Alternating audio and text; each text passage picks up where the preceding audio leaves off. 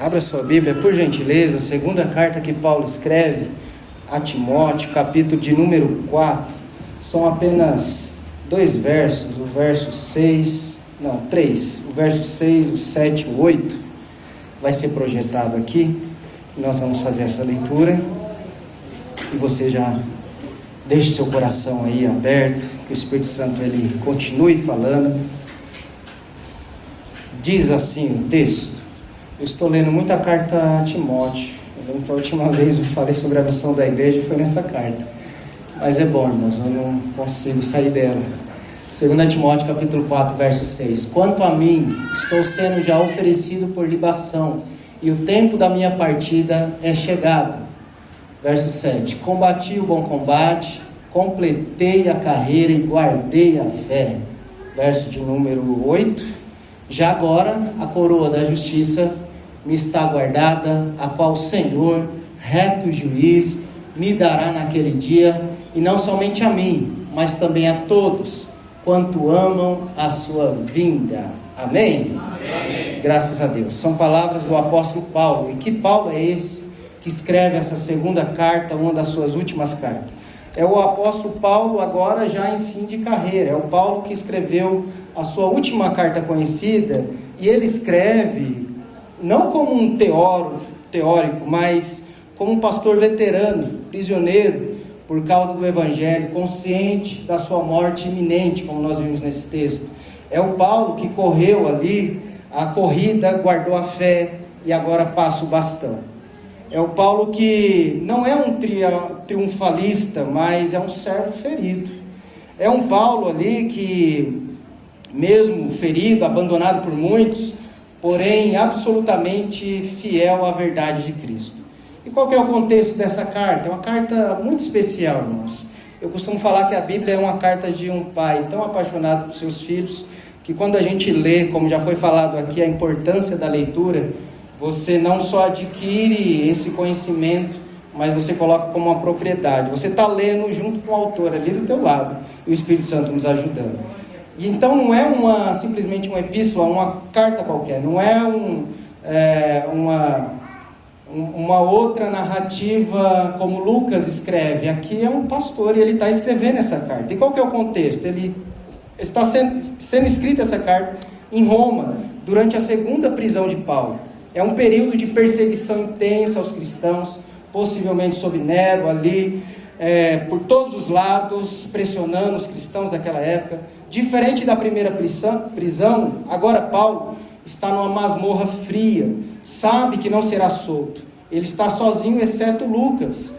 Timóteo, que é o destinatário dessa carta, é um jovem pastor, já doente, mas é o seu filho na fé, tímido, mas sensível, pressionado também por todos os lados, falsos mestres de um lado, líderes abandonando de outro, medo, sofrimento. Mas qual que é a grande mensagem dessa carta que Paulo escreve? A segunda epístola aqui a Timóteo: perseverança, permaneça fiel ao Evangelho, mesmo quando isso lhe custar tudo. É uma frase de impacto, mas se você parar para pensar nessa frase, será que nós estamos prontos? Hernando Dias Lopes fala que essa carta é como se fosse ali um atestado espiritual para a igreja, como se fosse uma propriedade tão espiritual, algo tão rico, que a gente precisa pensar sobre isso. Ele fala que é um testamento espiritual de Paulo à igreja. E Paulo ele não se vê vítima, mas como uma oferta derramada. E é interessante que ele fala aqui nos primeiros versos, que ele está pronto. E pronto para quê, irmãos? Ele usa até uma narrativa ali, ele usa um exemplo do Antigo Testamento, quando se chegava com oferta diante do altar, ali naquele ritual. Era basicamente ali, oferta de libação, era um derramamento ritualístico de um líquido. Imagine esse copo aqui sendo derramado, toda a sua água. De repente, meus irmãos, pega aqui para enxugar, para pegar um paninho e jogar aqui no copo de novo. Nunca vai voltar o mesmo conteúdo aqui. Paulo está falando, eu estou me doando, eu estou me derramando por inteiro. Eu sei que chegou a minha hora e é uma oferta da minha vida em propósito da causa de Cristo. Então não é qualquer palavra. Ele está falando aqui que ele está pronto, está sendo derramado como uma oferta de libação ali. E Paulo termina a vida com menos amigos, mas com a consciência em paz. Isso faz a diferença. E essa segunda carta é o chamado final de um apóstolo moribundo, porque a igreja possa olhar, mas que seja uma igreja viva, fiel à palavra, perseverante no sofrimento e jamais negocie o evangelho até o fim.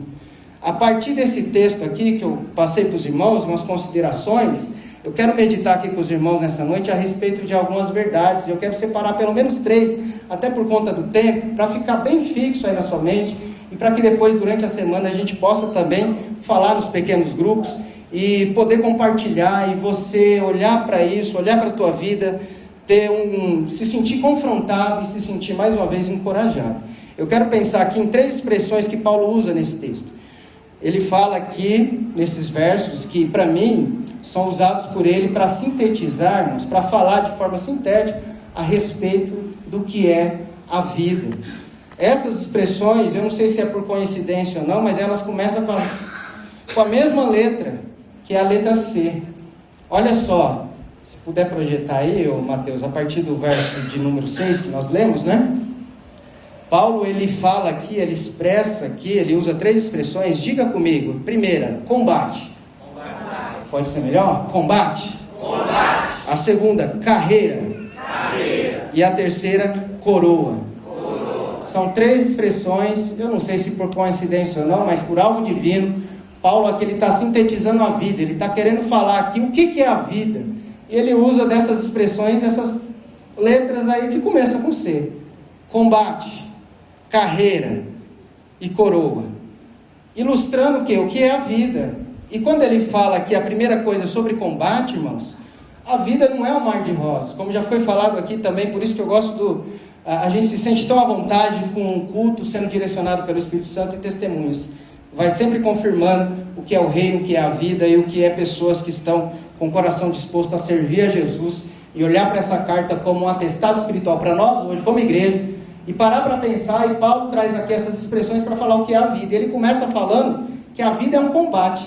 Poxa, ele poderia começar falando outra coisa.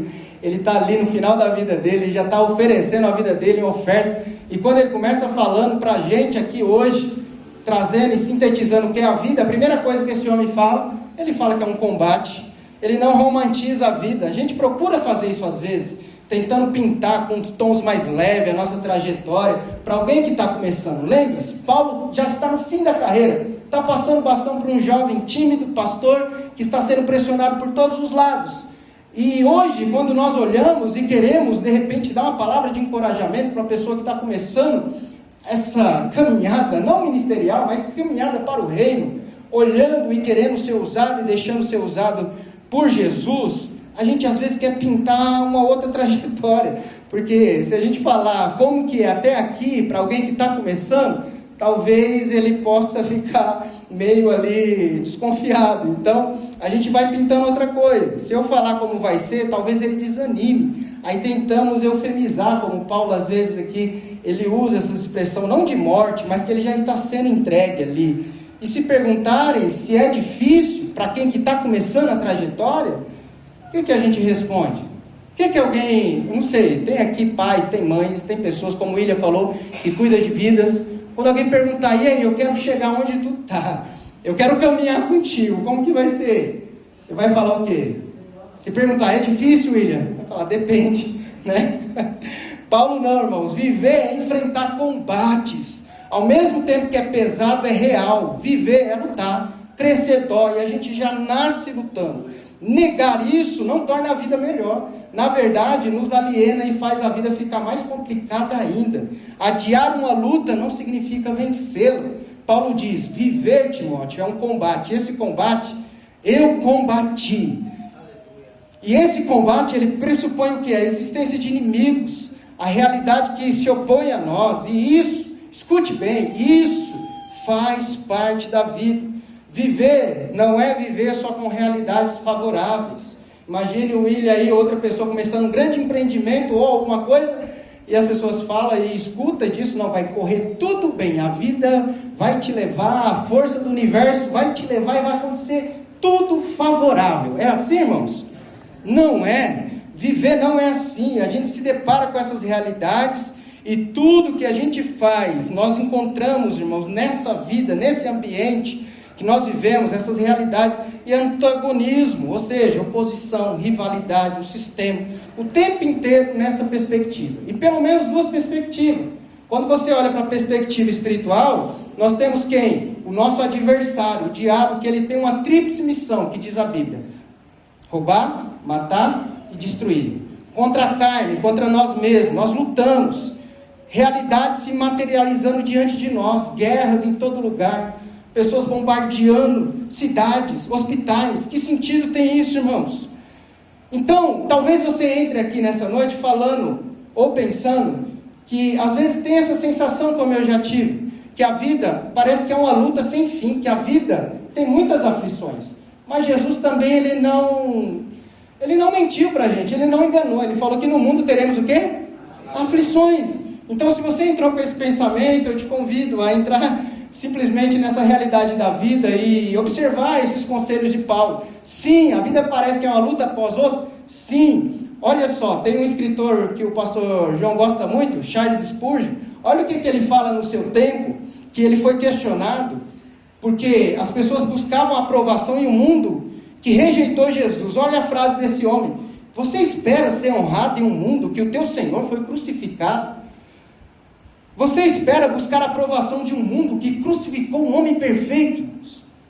Temos uma falsa imagem desse cuidado de Deus. Ele vai nos preservar do que muitas vezes nós entendemos, que o mal nos visite, como o Juan testemunhou aqui.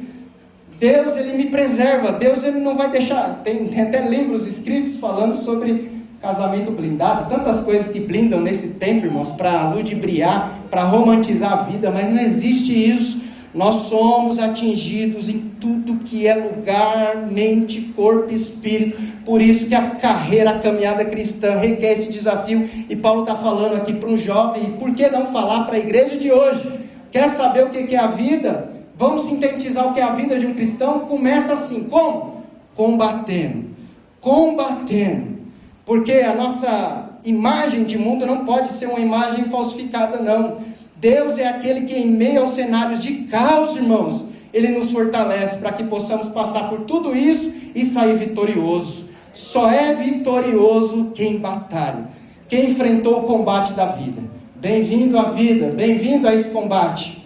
Porque quando nós entendemos que em meio a tudo isso, tem algo aqui que, quando eu leio nessa carta, me enche o coração. Preste bem atenção, pode deixar até projetado aí, viu, Mateus, para a gente não ter que ficar tirando isso. Mais importante é o texto aqui, a escritura, que sumo pregador, e nós escutamos aqui, olhamos para o texto. Combati o bom combate, completei a carreira, acabei a fé, é o verso 7, né? Aqui, Paulo, ele diz, nesse texto, o que me enche o coração, esse bom combate, a realidade do combate, irmãos, é para todos nós. Mas qual que é a diferença, então? Se ele vai ser bom ou se ele vai ser ruim? Tem a ver com uma das coisas que eu vi aqui também neste culto, uma das palavras, aliança. Com quem que você está aliançado para combater nesse mundo, ou seja, para enfrentar esse mundo, se deparar com essa realidade que Paulo está falando, que a primeira realidade da vida é o combate. Então, o que ele está falando aqui, que enche meu coração, irmãos, é isso, a realidade do combate é para todos nós, mas a diferença se vai ser bom ou ruim, tem a ver com a aliança que eu faço. Se eu tentar lutar sozinho, eu vou ter problema. Se eu entender que a vida é um grande combate e me aliançar com aquele que é o Senhor dos exércitos, irmãos, eu vou poder dizer todos os dias, é duro, é intenso, mas é bom. Não é bom por causa da sensação do corpo, que tem dor ou não. E eu não queria ilustrar isso, mas eu acabo ilustrando, porque agora eu sou um atleta, né, o João Dorinho? E eu já estou na minha segunda maratona de 6 km. Às vezes a gente sente uma sensação tão boa quando chega na linha. Eu até gravei hoje. Eu gravei eu chegando, irmãos. Que coisa boa. Eu falei, eu vou perder o fôlego, vai ser tão feio isso daqui. Mas deu certo, irmãos. Então Paulo está dizendo aqui que é duro, é intenso, mas é bom. Não por conta dessa sensação. E nós lembramos de alguns versos na Bíblia que diz isso. Ainda que eu ande pelo vale da sombra da morte. Lembra? A tua vara, o teu cajado está comigo e me consola. Nós lembramos disso, porque a questão não é saber se vai ter tiro ou não, se vai ser complicado ou não, mas em qual pilotão que eu estou. Se eu estou com o Senhor, irmãos, a Bíblia diz, e olha que maravilhoso o que a Bíblia diz, eu serei mais que vitorioso. Se você está numa guerra, meu irmão, escute isso, porque talvez você tenha ainda esse pensamento como eu tive. Se você está numa guerra, se você vê que a vida é intensa, é uma batalha atrás da outra, e nós já sabemos que é assim, eu quero te falar uma coisa. Estamos juntos, irmãos, eu também estou nisso, eu também faço parte disso. A vida tem imprevisto, a vida tem situações que a gente não controla, eu não sei se eu vou estar vivo amanhã, tem muitas demandas, tem muitas coisas que a gente não sabe. Porém, Paulo diz que é bom. E por que é bom? Porque eu não estou sozinho. Em meio a essa guerra, olha o que o Salmo 144 diz. O verso 1: bendito seja o Senhor, minha rocha, que adestra as minhas mãos para a peleja e os meus dedos para a guerra. Meu irmão, nessa noite você não está sozinho. Existe luta sim, existe peleja, é intenso, dói muitas vezes, e às vezes são dores que só você sente na alma. Mas eu quero te dizer, ainda é um bom combate. Depende, sim, mas eu estou falando para um público aqui, para pessoas que entendem o que é uma carreira cristã, o que é caminhar para o reino, aliançado com aquele que é o Senhor dos exércitos. Aleluias. Paulo diz que a vida é um combate, antagonismo, dores, luta. E a segunda verdade desse texto aqui, que me chama a atenção, que a vida também está no verso, a partir do verso 8, no 7 mesmo. Desculpa, Mateus, no 7 mesmo. A segunda coisa que Paulo fala, ele fala, combati não um ruim combate, eu combati um bom combate. E a segunda coisa que ele fala, eu completei a carreira. Completei a carreira. Dependendo da versão vai estar, eu completei a corrida, mas eu não quero fazer analogia de corrida hoje. É uma carreira, irmãos, ou é uma corrida, ou o que Paulo está querendo dizer com isso? Se ele está falando por um lado de combate, que é algo intenso, aqui ele já fala de carreira, mas ele fala a respeito da duração. Ele está falando sobre a vida, ela tem início, ela tem fim também. Paulo diz, eu completei, eu cheguei ao final. Todos nós temos um desde e até. Vocês viram aqui o relato do livro histórico? Desde 1800 e bolinha, né? Todos nós nascemos num ano, desde 1000 e alguma coisa, e nós temos um até. Que seja longo esse até. Mas nós temos, irmão. Paulo está falando aqui que a carreira, a corrida dele chegou ao fim. Não porque ele quisesse, mas ele entendeu que o Senhor o levou, o conduziu até ali, o propósito foi até ali. Paulo diz, eu completei, eu cheguei até o final. E Paulo, quando diz que completou, ele não diz que completou porque ele decidiu, mas sim há uma intervenção divina. Ouça, é uma corrida, é um trajeto que não temos o controle do momento que termina. A gente não sabe porque, imagine, se eu soubesse, a gente não sabe. A gente seria planejar, por mais que a gente se planeje, a gente não consegue, irmão, não consegue controlar nada, se não é o Senhor por nós, se não é a misericórdia dele que é nova toda manhã. A gente não sabe, porque a gente não sabe a extensão da minha carreira, eu preciso me fazer aqui pelo menos 2 perguntas, eu quero fazer para você também, pelo menos 2 perguntas, se você tiver coragem, responda para si mesmo.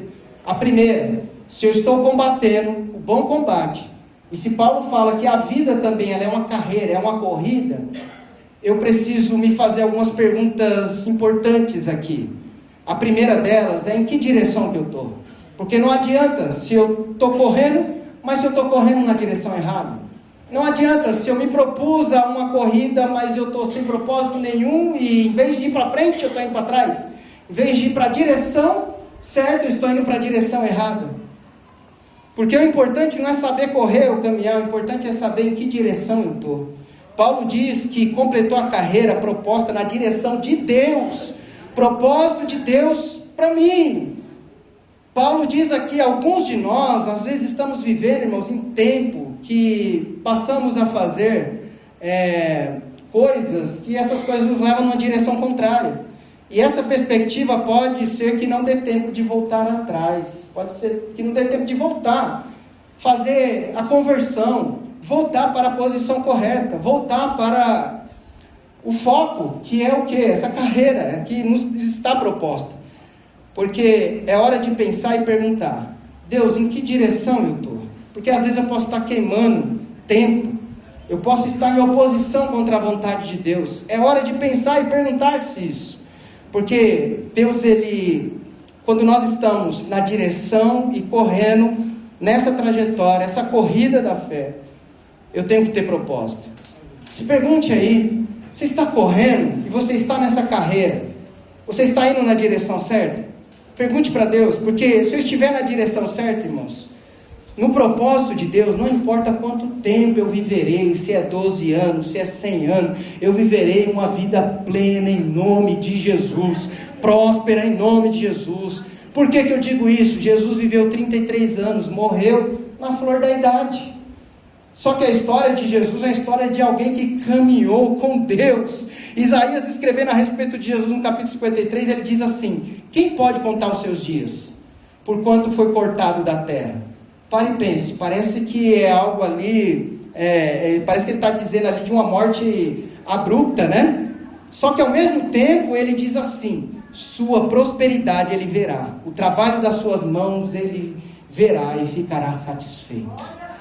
Ainda dá tempo de perguntar para a tua alma, ainda dá tempo de colocar a tua vida nos trilhos, de colocar a tua vida, se você está combatendo o bom combate, não para por aí. Existe uma carreira, e a pergunta que a gente tem que fazer quando nós estamos nessa carreira, que é a vida, é se nós estamos na direção correta. E a questão aqui, nós entendemos sobre isso. Eu preciso entender isso, porque a questão não é viver muito, é viver com intensidade. Jesus, ele viveu pouco, à luz daqueles que olham uma vida de 33 anos ser interrompida abruptamente assim, mas ele viveu com intensidade. Então, viver com intensidade é o que Deus ele quer para nós. E se você sabe, e eu não preciso dizer isso, não só por conta do tempo, mas o Espírito ele comunica ao teu coração. Qual que é a vontade de Deus para mim? Jesus ele é pessoal, ele não é um guia espiritual, ele é um Deus relacional. Ele se revela ao coração daquele que crê e confia no seu amor. Se você crê, confia no amor de Deus, está vindo intempéries da vida, é combate para tudo que é lado, mas existe uma companhia. Eu não vou fazer prova com Deus para falar que eu estou no caminho certo e tudo será paz. Não, o salmista Davi ele já falou: ainda que eu ande pelo vale da sombra e da morte, o Senhor, a tua vara, o teu cajado estará comigo. Então, a resposta para isso que Paulo está falando aqui é: caminhe, ande, se arraste, mas vá na direção certa, confiando no amor de Deus, confiando no amor que Ele tem por nós. Que direção que eu estou? E em segundo lugar, o que esse texto me provoca aqui, irmãos, que ele fala: além de eu estar correndo, e eu tenho que saber a direção, e essa direção tem que ser uma direção certa, tem que ser o propósito de Deus para mim. A segunda coisa que esse texto me provoca é: o que eu carrego comigo? Paulo diz: eu combati o bom combate, acabei a carreira e guardei a fé. Às vezes nós estamos tão fixados em chegar lá, que esquecemos que Deus nos avalia não só pela perspectiva de ter terminado. Imagine Paulo cruzando a linha de chegada, e se nós tivéssemos oportunidade de dialogar com Paulo: e aí Paulo, chegou, graças a Deus. Aí Paulo: peraí, mas eu tenho alguma coisa aqui. Ele pega do bolso dele e fala: tá aqui, ó, a minha fé está guardada. Não é simplesmente na perspectiva de ter chegado. Aqui nós entendemos que às vezes, irmão, nós estamos fixados em chegar lá, esquecemos que Deus nos avalia não só na perspectiva de ter terminado, mas se estou na direção certa e do que eu estou trazendo nas minhas mãos. O que está me arrastando até lá? Porque isso é curioso, veja bem. Por que isso é importante? É possível que na caminhada da vida a gente perca algumas coisas importantes. É possível que enquanto caminhamos a gente perca a fé. Jesus, certa feita, ele diz: será que quando o Filho do Homem vier, achará fé na terra? O que Jesus está falando é que a fé, um artigo, um bem, um dom que pode ser perdido. Algumas pessoas, querendo chegar mais rápido no destino que preparou para si mesma, elas abandonam a fé. Porque deixa eu te dizer uma coisa, irmãos, isso foi muito reflexivo para mim. Eu não sei se você já passou por isso, mas a fé para alguns às vezes pesa A fé, para alguns irmãos, em meio à caminhada, às vezes pesa, porque ter valores certos imprimirá outro ritmo na sua caminhada. Não sei se você já teve essa sensação. Se não, parece que às vezes a gente está tão longe, às vezes parece que para decidir, e eu tenho a minha fé comigo, e por isso eu pondero algumas coisas. Parece que tem pessoas que vão tão rápido, não é? Parece que tem pessoas que voam, conquistam tantas coisas, cruzam a linha de chegada da vida no sentido de conquistas, mas quando você olha para si, não sei se já teve a sensação, parece que a gente está indo tão devagar, porque a gente pondera algumas coisas. Não é porque é um bom emprego, porque é um bom salário, mas é pelos valores que eu tenho. Não é porque o relacionamento é uma pessoa bonitinha, mas é pelos valores que eu tenho. Não é porque eu tenho que, pela minha idade ou pela minha posição que eu estou hoje, eu tenho que chegar mais rápido. Não! A fé às vezes parece um peso, e a gente tem essa sensação. Mas abrindo mão dela, irmãos, você não vai chegar mais rápido. E você deve conhecer pessoas assim. O importante não é chegar lá, o importante é poder dizer como Paulo falou aqui: eu cheguei no final, terminei a carreira e não perdi aquilo que é mais precioso que foi me confiado. Eu guardei a fé em Cristo Jesus.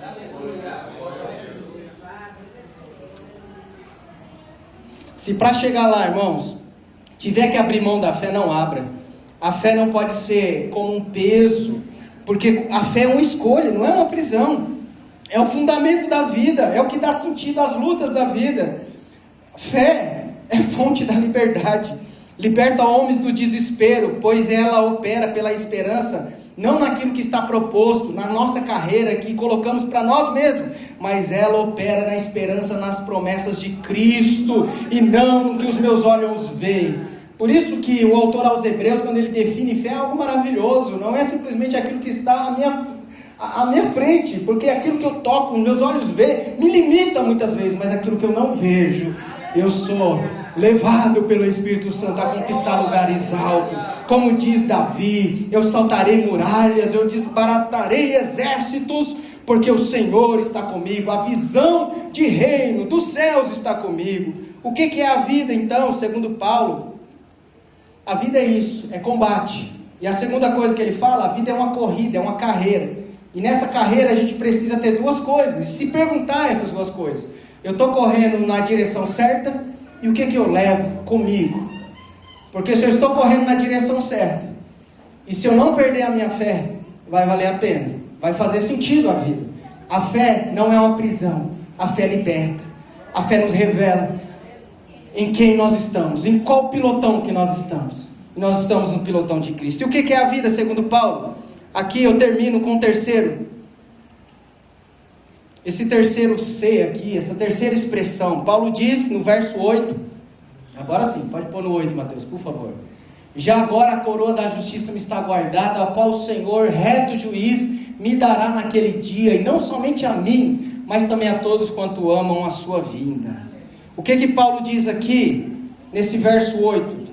O que é a vida segundo Paulo? Além de combate, pode ser bom, pode ser ruim, depende de quem nós estamos aliançados. A vida é uma carreira, tem início, tem fim. O importante não é o ritmo, é a direção e o que eu guardo comigo. Aí vem essa terceira expressão de Paulo: a vida não termina quando a carreira termina. Depois da faixa, depois da linha de chegada, irmãos, há um encontro. Completei a carreira, não acabou, não morri, não virou pó somente, mas tem alguém me esperando. E quem é esse alguém, irmãos? É um justo e reto juiz. Quem é esse alguém? Ele não é simplesmente qualquer um, é um justo e reto juiz. A última sentença na nossa vida não é um atestado de óbito, mas todos nós compareceremos diante do Senhor. E esse homem chamado Paulo, ele termina a sua vida, olha só, sem bens materiais. Esse homem chamado Paulo, ele termina a sua vida pedindo para trazerem livros e depois uma capa, em uma prisão e depois martirizado. Esse velho preso que tem como herança um pouco de livros e uma capa, esse velho homem ele termina a sua vida, mas ele tem uma coroa de glória esperando.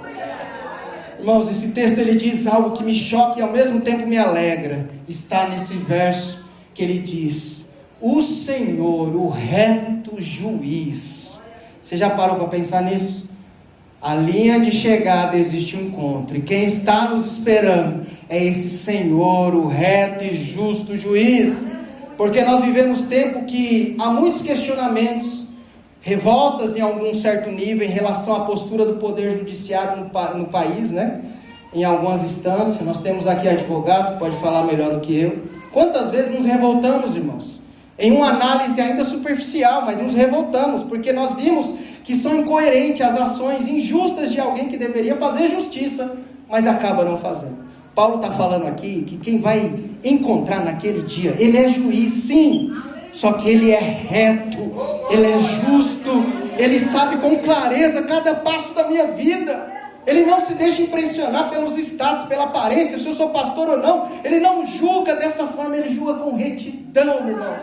Você não está jogando o jogo da vida, onde existe um juiz iníquo, um juiz que vai trapacear, não. Paulo está falando, ele é um justo juiz, ele me espera, e ele me espera sabendo quem eu sou, ele me espera com retidão, ele me espera com retidão.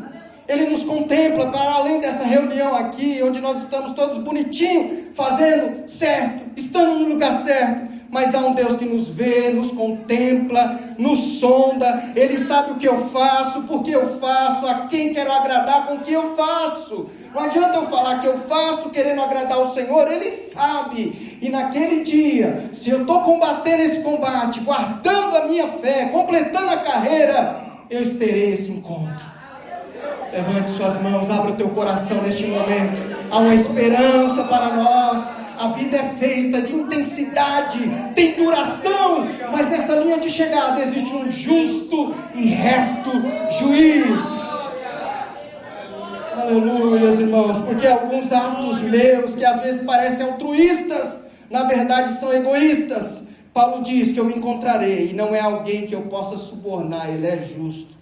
Ele não espera de mim, escute bem isso, Ele não espera de mim perfeição, Ele espera compromisso e verdade. Se você está aqui, eu creio que você não veio simplesmente forçado, não, mas você veio porque há um compromisso com o reino dos céus, há um compromisso com Jesus, e Ele sabe a verdade que está no nosso coração. Perfeição não, irmãos. E por que muitas vezes o pastor prega aqui chorando? Por que muitas vezes nos quebrantamos? Porque nós mesmos sabemos que estamos muito longe disso. Queremos mudar, queremos ser melhores, e a palavra tem que provocar isso, porque além dessa reunião, esse juiz nos vê, esse juiz nos contempla, ele nos espera. Meu esforço aqui, e que eu oro, é que possamos enxergar a vida da maneira correta. Eu quero que você saia daqui nessa noite, se você não lembrou de nada que eu falei, mesmo que depois eu mande no grupo, e vai ter um áudio no grupo, eu quero que você enxergue a vida a partir de hoje da maneira correta. Se tem lugares que estão romantizando a vida, trazendo o evangelho de sal e açúcar, aqui nós vemos por essa última carta desse velho pastor, mas ele falando que a realidade da vida é uma batalha, é um combate, é uma carreira, não termina no último ato humano, a gente vai se encontrar com o Senhor. Que o Senhor nos dê graça, para que vivamos de tal maneira, combatendo o combate, mas do lado certo. E se isso acontecer, apesar da dor, ele vai ser bom esse encontro. Corramos a carreira na direção certa, levando os valores certos. E se assim o fizermos, ouviremos da boca de Jesus: vinde benditos do meu Pai. Há uma coroa, e essa coroa, ela é incorruptível. Há uma coroa, mas não será dada pelo pastor ou pela uma denominação. Há uma coroa, há algo, e o maior prêmio está com Ele. E Ele não se contenta só com isso, Ele não quer nos coroar com algo incorruptível, como Paulo fala, e Paulo expressa isso nas suas cartas. De todos os lados somos pressionados, abatidos, mas não destruídos, porque o que nos espera, ainda que esse corpo incorruptível, que esse corpo corruptível, ele se degrade, essa casa se desmorone, no céu nós teremos uma nova casa, seremos um corpo incorruptível, e não para por aí, Ele nos dará um nome. Aleluia! O poder político da época matou Paulo, mas o poder do alto, eterno, ressuscitou em glória e coroou, porque esse homem viveu para a glória de Deus. E que nessa noite você viva para a glória de Deus. E que nessa noite você saia entendendo que a vida é combate sim, é carreira sim, mas há uma esperança de Deus para nós. Deus abençoe em nome de Jesus.